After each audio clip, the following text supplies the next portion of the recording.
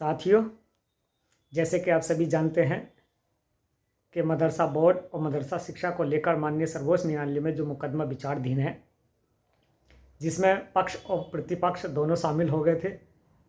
साथियों, इसमें नई चीज़ जो मैंने आप लोगों को बताई थी कि एनसीपीसीआर ने हल्फनामा देकर जो मदरसा बोर्ड को खारिज करने की मांग की थी और उस संबंध में लगातार एनसीपीसीआर मदरसा बोर्ड का पीछा कर रहा है। साथियों, अभी कुछ 3 दिन पूर्व ही एनसीपीसीआर ने एक पत्र जारी किया था, जिसके संबंध में उत्तर प्रदेश और अन्य राज्यों को ये पत्र प्रेषित किया गया था। साथियों, उस पत्र के संबंध में मैंने एनसीपीसीआर कार्यालय पर बात की और अपना पक्ष रखा। साथियों, बड़ी ध्यानपूर्वक मेरी बात को सुना गया और उसमें एक सुझाव मांगा गया, जो हमने अपना सुझाव दिया था। सुझाव क्या था वो लोगों को मैं आप लोगों को पढ़ के सुनाता हूं, जो इस प्रकार है। साथियों, ये chairman national commission for protection of child rights new Delhi, विषय इसका है subject regarding madrasa modernisation SPEMM scheme. I would like to inform that please take reference of letter number F 861/2022 RTE CP 33/120 education given in madrasa of Uttar Pradesh. यानी कि जो पत्र अभी इन्होंने जारी दिया उसका संबंध ग्रहण करने का कष्ट करें। Number 1, religious education madrasa to not come under to preview of RTE। यानी कि जो धार्मिक शिक्षा दी जाती है मदरसों में अंडर जो है RTE के तहत नहीं आते। हिंदू चिल्ड्रन स्टडी इन मदरसा, हिंदू बच्चे मदरसे में पढ़ रहे हैं, government of grant and given in Madrasa ETC, और मदरसों को सरकारी ग्रांट मिल रही है। इस पत्र के मुख्य 4 बिंदु थे जो मैंने उनको लिखित में दिए। Have been maintained sir, I want to tell you under the madrasa modernization scheme SPEM run by the Ministry of the Minority Affairs Government of India, 22,000 teachers in 7442 recognized madrasa of the Uttar Pradesh from class 1 to 5 and 6 to 8।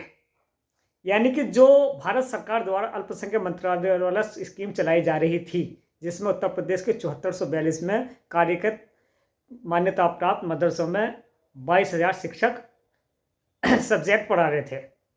उसके 4 बिंदु मैंने भी लिख के दिए। Number 1, modern education subject like Hindi, English, math, science, यानी कि हम जो पढ़ाते हैं वो ये सब्जेक्ट पढ़ाते हैं। Number 2, Hindu children do not study in these madrasa, यानी कि इन मदरसों में जो 1 से 5 है मॉडर्न शिक्षा दे रहे हैं, उसमें हिंदू बच्चे नहीं पढ़ते, गैर मुस्लिम बच्चे नहीं पढ़ते। नंबर 3, ऑर्डिनियम has not been receive for the last many years, पिछले कई वर्षों से हमें मान्यता भी नहीं मिला है। Number 4, the said madrasa want to came under the education act 2009, यानी कि ये मदरसे जो आधुनिकीकरण योजना के अंतर्गत हैं वो भी चाहते हैं कि RTE के दायरे में आए।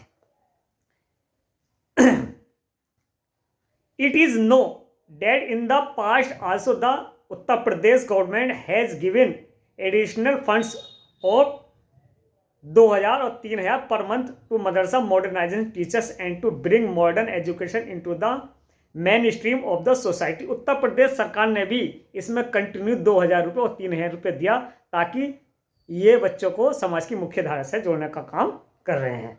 वर एनर्स फ्रॉम टाइम टू टाइम, जो कि समय समय पर सरकार ने भी इन्हें प्रोत्साहित करने के लिए स्कीम चलाई थी। Parliamentary standing committee on social justice and employment said that the above scheme is the important, यानी कि ये पार्लियामेंट्री स्टैंडिंग कमेटी थी सोशल जस्टिस की, उसने भी इस स्कीम को बहुत महत्वपूर्ण बताया। You are respectfully request to issue new guidelines regarding the above scheme and the guide free and the compulsory education. सर, आपसे रिक्वेस्ट ये है कि जब कोई गाइडलाइंस बनाए NCPCR या सुप्रीम कोर्ट के समक्ष रखे, तो इस स्कीम को विशेष ध्यान रखा जाए, ताकि guide free and compulsory education, जो फ्री और अनिवार्य शिक्षा है 1 से 5 तक की और 6 से 8 तक की, उसको मुख्य सब्जेक्ट के तौर पर विशेष दिया जाए। जब ये बात मैंने उनको भेजी, वहाँ से रिप्लाई आता है साथियों कि उत्तर प्रदेश की तरफ से अभी तक किसी संगठन ने या किसी मदरसा टीचर्स ने अपना सुझाव नहीं दिया। इसलिए मैं साथियों आप लोगों से गुजारिश कर रहा हूँ कि NCPCR कहीं हमारा इंतज़ार कर रहा है, हमारा वेट कर रहा है।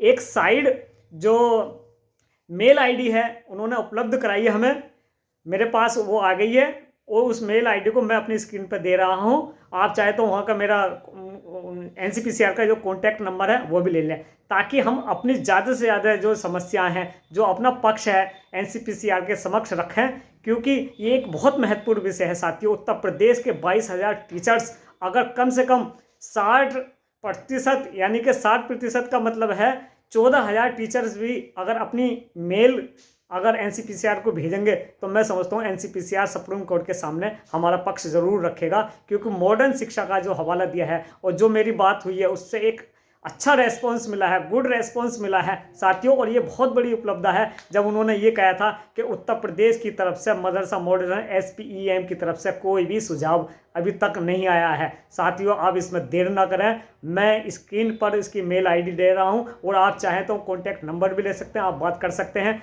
आप प्लीज़ देर ना करें और ज़्यादा से ज़्यादा मेल करें और अपना सुझाव लें। अगर सुझाव के लिए जो मैंने मैटर भेजा है वो भी ले सकते हैं मेरे WhatsApp नंबर पे, स्क्रीन पे मैं नंबर दे रहा हूं। और साथ ही जो आपका अपना सुझाव है NCPCR के समक्ष सिर्फ मॉडर्न शिक्षा को लेकर, आप अपना सुझाव ज़रूर दें, ताकि हमारी क्वांटिटी संख्या ज़्यादा से ज़्यादा NCPCR तक पहुँचो और NCPCR जो अपनी दलील में माननीय सर्वोच्च न्यायालय के समक्ष रखे।